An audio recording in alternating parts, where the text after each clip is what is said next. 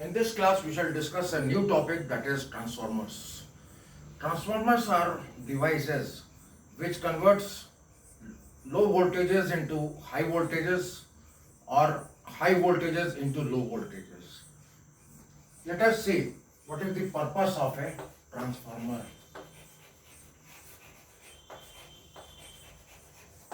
So transformer, this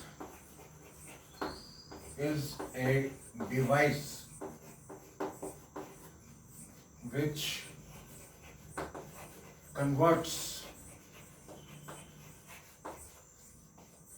low voltages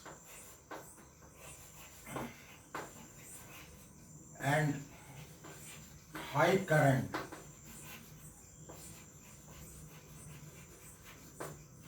into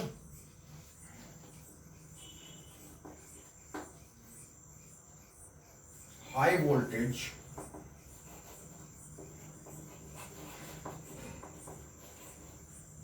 and low currents, right? So first of all, we shall discuss what is the construction of a transformer. The transformer consists of a laminated core like this.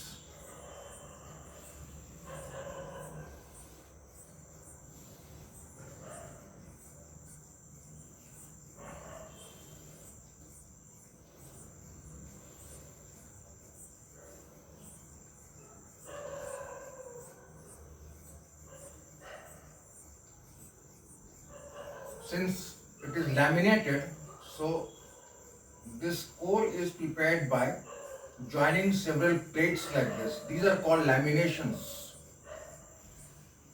These plates are called laminations.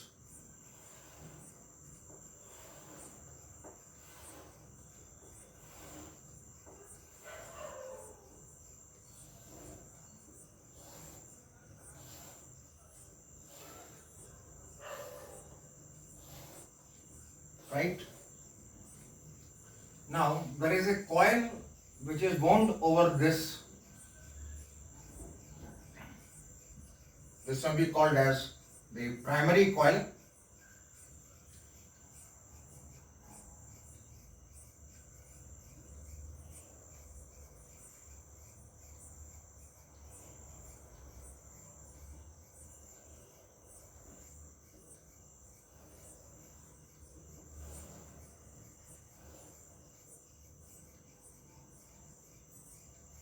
So there are two ends from this coil. These are the terminals. This is called the primary coil. On the other side, we have the secondary coil. This one like this.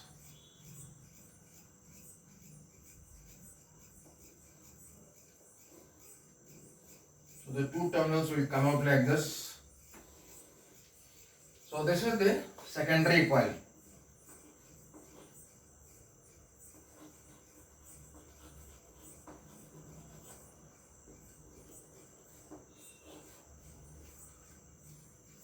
And AC supply is passed over these two wires.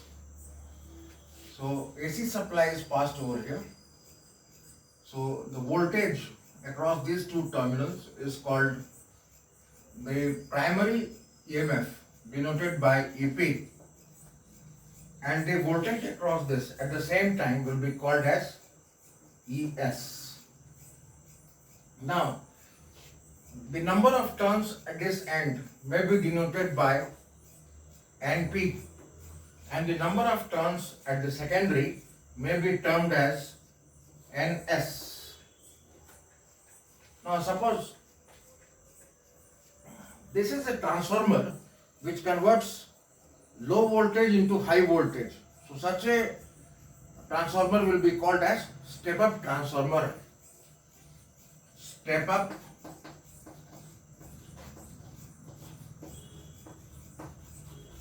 transformer. What does it do? It converts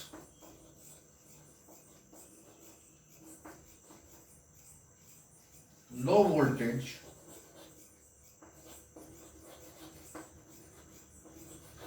AC into high voltage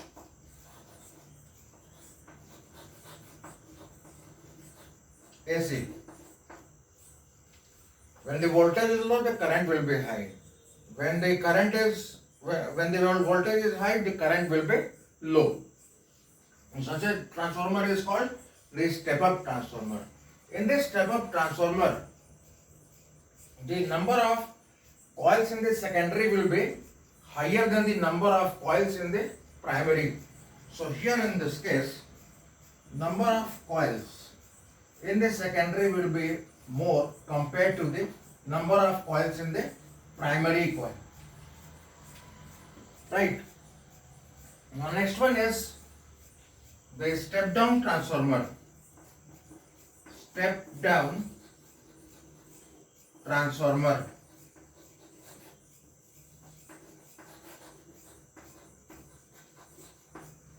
In this step down transformer, just the opposite happens. It will convert high voltage into low voltage. Converts high voltage into low voltage.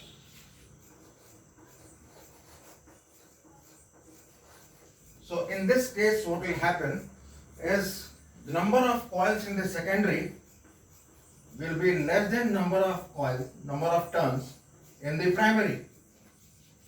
See, when the number of turns is high, then the wire used is thin, and when the number of turns is low, the wire used should be thick. And these wires which are wound around the core of the transformer, these are insulated well using a varnish. Now let us see the working of the transformer, how it works. Now, suppose the voltage across the primary coil is EP, and this is an AC source. This is connected to an AC source. So with time, this potential difference will change. When this potential difference will change, the current in this coil will also change. And when this changes, the magnetic flux associated with the coil will also change, and the same magnetic flux is associated with the core of this transformer. So a magnetic flux will be created over here. This is the magnetic flux. It can be shown like this. When this magnetic flux is created, this magnetic flux will change with time, and the same magnetic flux will pass on to the secondary part of the core. Same flux will pass, practically the entire magnetic flux also is associated with the secondary part. So if the magnetic flux changes here due to the change in the voltage of the primary, magnetic flux will change in the secondary part, and because of which an EMF will be induced in the secondary coil, and instantaneous EMF in the secondary coil will be called as E secondary. Now, as we know that phi is proportional to, that is magnetic flux is proportional to the number of turns. Is proportional to the number of turns. Suppose here the flux associated with this coil is say phi p, and here the flux associated with the secondary is phi s. Now we can say that phi p will be proportional to number of turns in the primary. Likewise, flux associated with the secondary coil will be proportional to the number of turns in the secondary coil. Right? Now,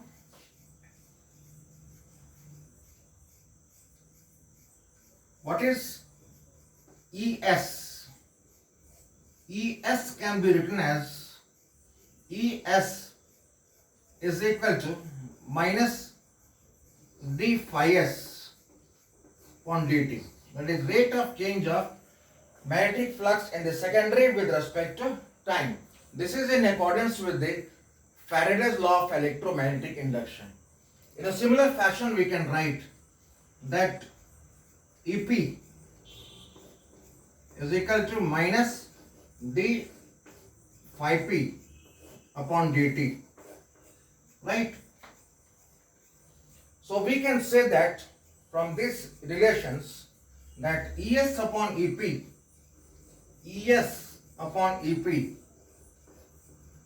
will be equal to NS upon NP, and this ratio is called as the transformation ratio.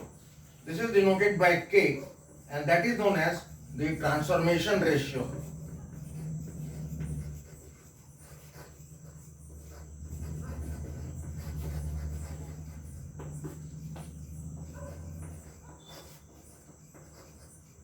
Right?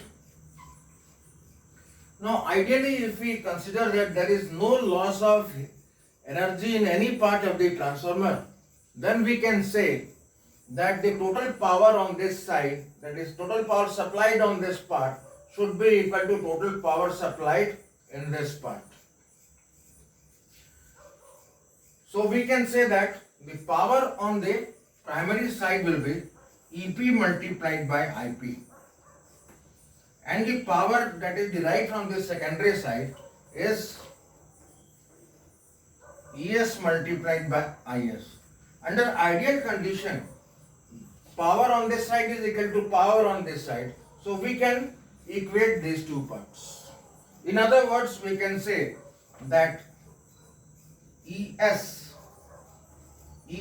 upon EP is equal to IP upon IS. And what is ES upon EP? That is the transformation ratio.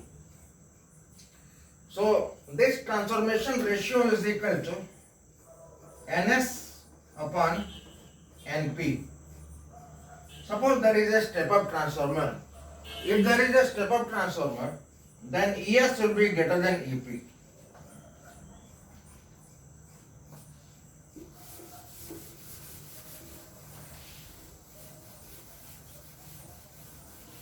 If there is a step-up transformer, for step-up transformer,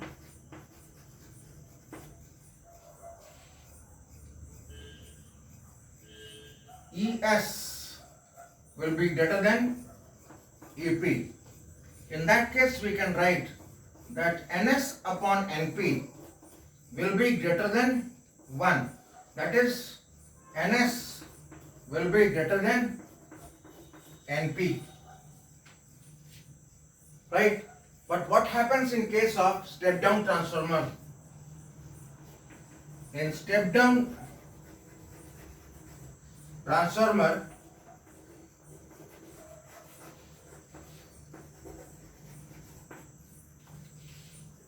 ES is less than EP. So we can write that ES upon EP will be less than 1, and ES upon EP is the transformation ratio, that is NS upon NP. So NS upon NP will be less than 1, and from here we can say that number of turns in the secondary will be less than number of turns in the primary. Right? So we have understood the two types of transformers, that is the step-up transformer and the step-down transformer. However, there is some loss of energy somewhere. There are various reasons where energy will be lost, and the total power on the secondary side will be less than the total power supplied on the primary coil. That is, we have to say that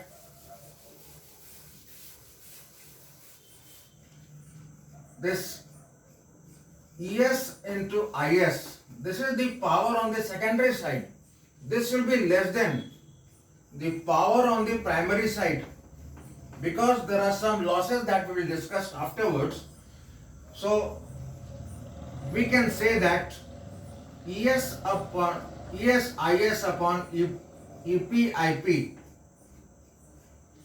this is less than 1, and this ratio is known as the efficiency of the transformer. So this ESIS upon EPIP, this is called as efficiency of the transformer.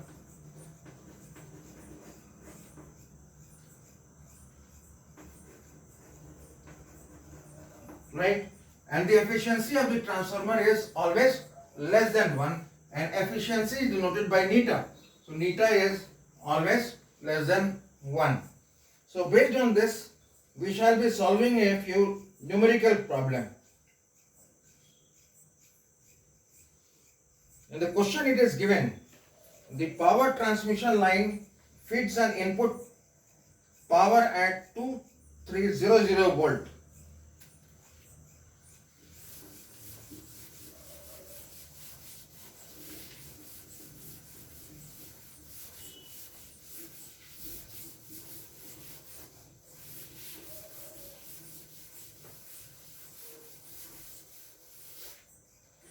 It is given that the input voltage is 2300 volt. That is, EP is given as 2300 volt. This is a step down transformer, and number of turns in the primary, that is NP, is given as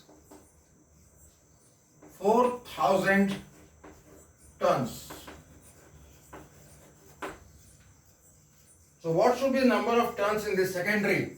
It has been asked, what should be the number of turns in the secondary? And it is given that in the secondary, the EMF is 230 volt. Very simple. We have to simply employ the formula, that is EP upon ES is equal to NP upon NS. We are required to find out NS. So we can write from here that NS is equal to NP multiplied by ES upon EP.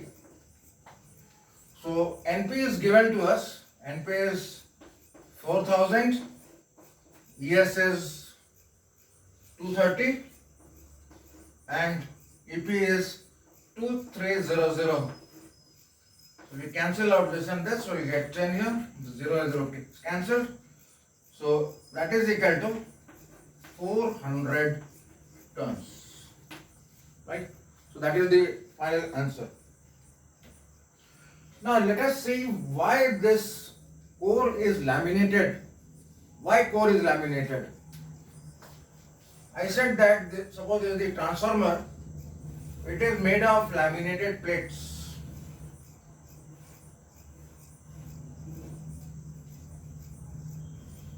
So this is the core.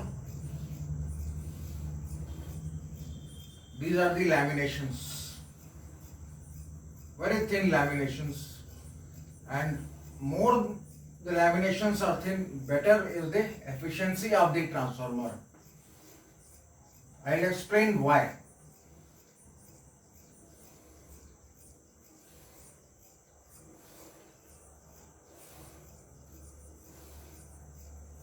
Now these laminations are perfectly varnished so that there is insulation between two plates.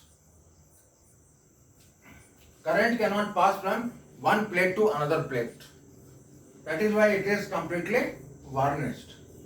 Now these are the coils. So this is the coil.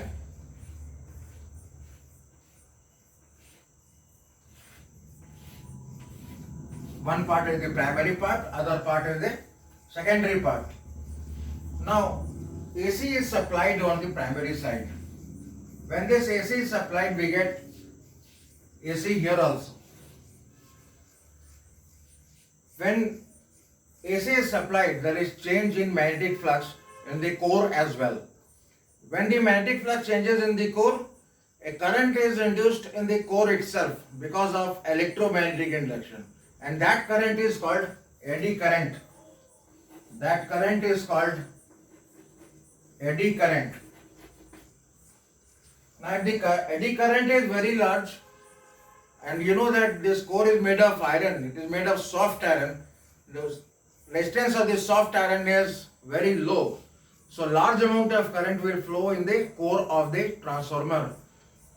In order that the loss due to eddy current reduces, we make it laminated. When we make it laminated, the cross-section area of the laminations is very small. And as the cross-section area is very small, the resistance of the laminations decreases. Resistance of the lamination will increase if there is decrease in area. And when there is increase in resistance, very small amount of current will flow through the laminations, right? So that is why it is laminated. So here both these laminations as well as the copper wires, both are insulated well, so that current does not flow from one part to the other part.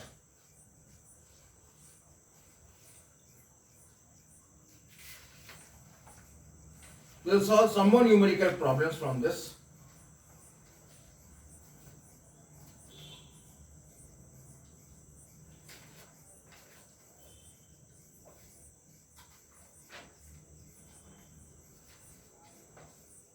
The question is, how much current is drawn by the primary of a transformer connected to 220 volt supply when it delivers a power of 110 volt and 550 watt refrigerator.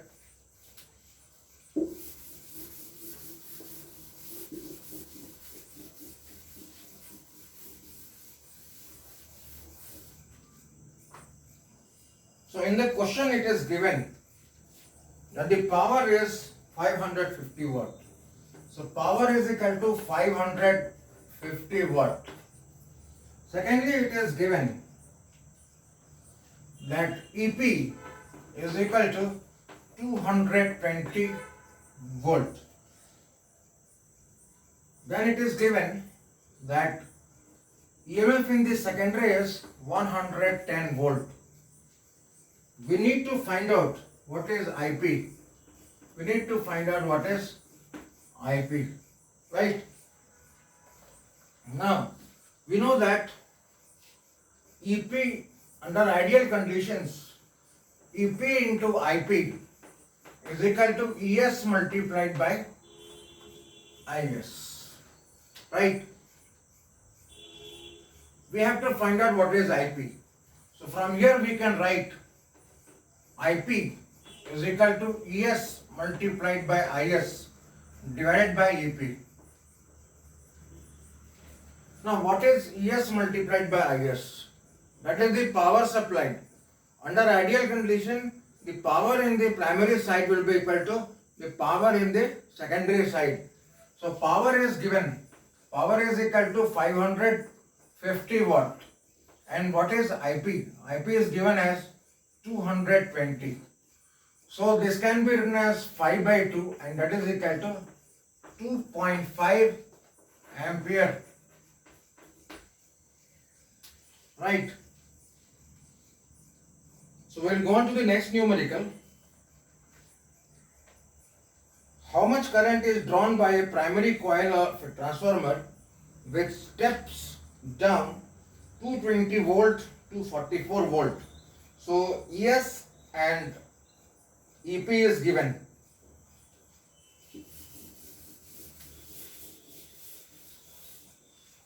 So according to this question, it is given that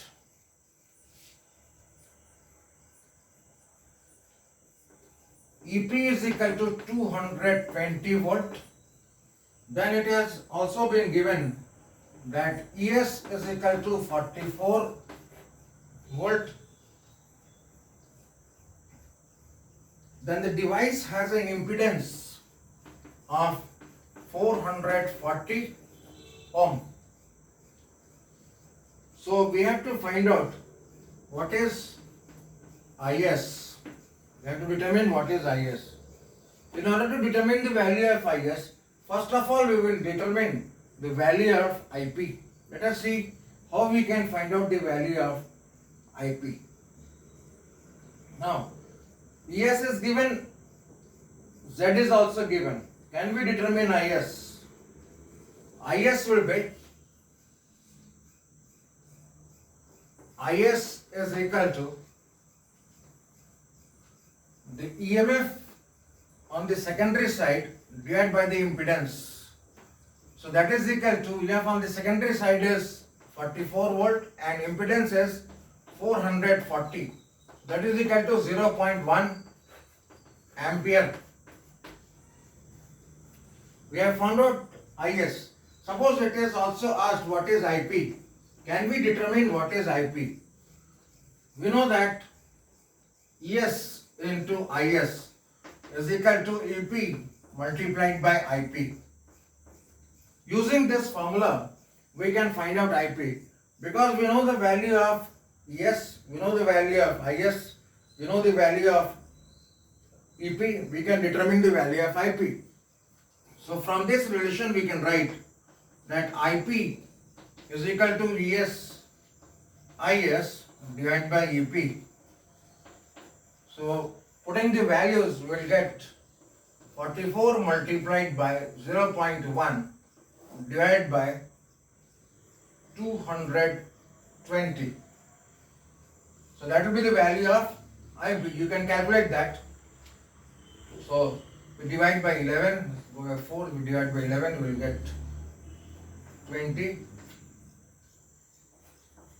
So that is equal to 1 by 50. It is equal to 0.02 ampere. So that is the current flowing in the primary side.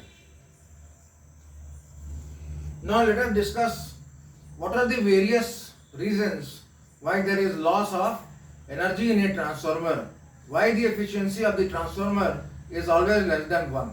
That if the efficiency is less than 1, that means there must be some loss of energy in various parts of the transformer. So let us go through the various reasons.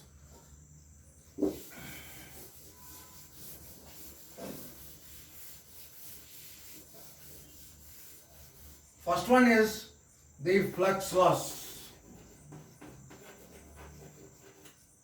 right?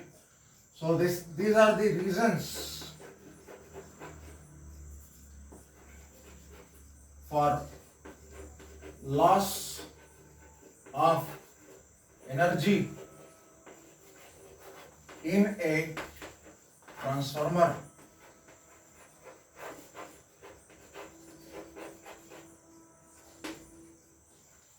Flux loss. Let us see what is flux loss. You know that this is the core of the transformer.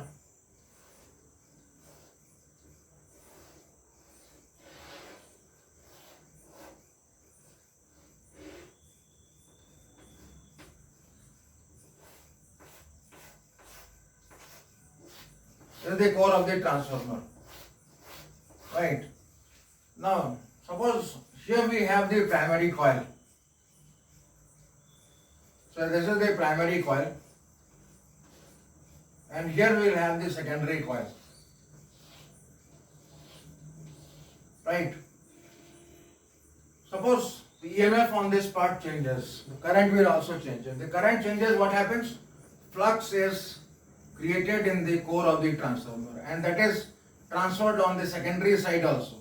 So this is the primary side, this is the secondary side. So same flux is associated in the secondary side ideally, but this does not actually happen. When this flux will cross the ends of the transformer, maybe some magnetic lines of field will go out of the core of the transformer and this phenomena is known as the flux loss, and because of this flux loss, the flux at the primary side will be more than the flux on the secondary side. That is to say, the flux on the secondary side will be less than the flux on the primary side. So because of this, some energy is lost. Let us see what is the other reason. Other reason is the copper loss.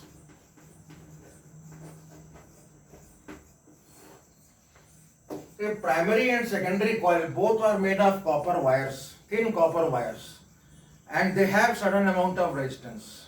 And when current will flow through these wires, due to the resistance of the coils, some energy will be lost. So such a loss is known as copper loss, and this loss will be due to the heat produced in the coil itself. Then thirdly, we have eddy currents loss. I mentioned that earlier also. Eddy current loss. So when in the primary coil, the EMF changes as the supply is AC. When the EMF changes, the flux also changes in the core of the transformer. And the flux changes, then an EMF is induced in the core of the transformer also. And when EMF is induced, current will also be induced in the transformer in the form of small loops. It will form small loops of currents, and these currents are called eddy currents. And when these currents will start flowing, some amount of heat will be produced. And in order to lower this, I have told you that these sheets are laminated, and when these are laminated, the eddy current loss is minimized. Let us see what is the other loss. Other loss is the hysteresis loss.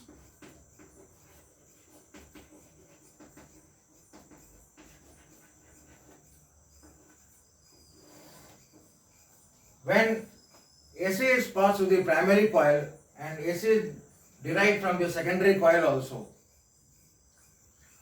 then there is a process of magnetization and demagnetization in the core. And during magnetization and demagnetization of the core, there is some loss of energy. And in every cycle of the AC, there will be magnetization as well as demagnetization. And during this process, some energy is lost, and that loss of energy is called hysteresis loss. And lastly, we have humming loss.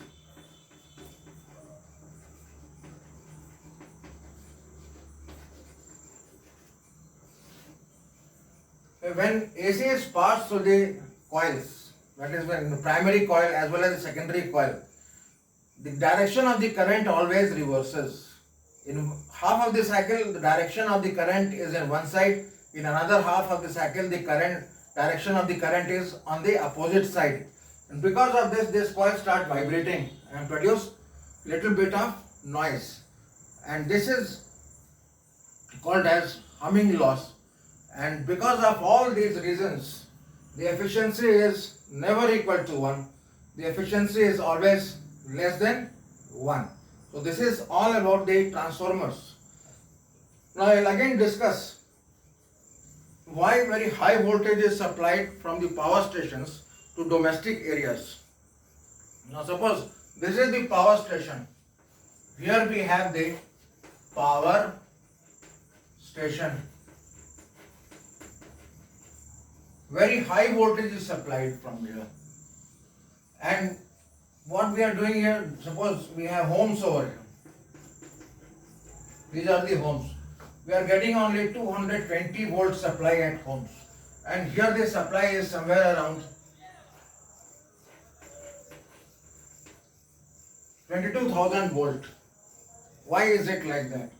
There are transmission wires that comes from the power station to the residential areas. In this, these are very long wires. Power stations are very far off from the residential areas. Now, as these are very long, this will have very high resistance. And the power loss will be I square R, where I is the current flowing through the conducting wires. Now, suppose you take for example this voltage. Suppose the power supply is 11,000 watt. Take for example, this is the power supply from the power station. So what is the current? You can write the power is equal to V multiplied by I, or you can write that I is equal to P by V. Now here P is equal to 11,000 and V is equal to 22,000. So that is equal to 0.5 ampere. So 0.5 ampere will flow if this voltage is supplied. So what is the power loss? Power loss will be I square R, that is 0.5 whole square into R. That is equal to 0.25 R. Now suppose from the power station same voltage is supplied. Suppose 220 volt is supplied. Then what is the current? In that case, current will be equal to, using the same formula, P by V. Power is 11,000 and voltage is 220. So that is equal to 50 ampere. And what is the power loss? Power loss is equal to I square R. So what is that equal to? This will be 50 square multiplied by R. So that is 2500 multiplied by R. Resistance is same.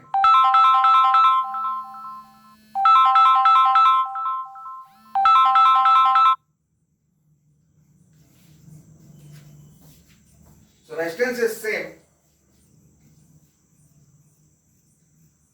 but the power distributed will be higher if we use lower voltage. Thank you.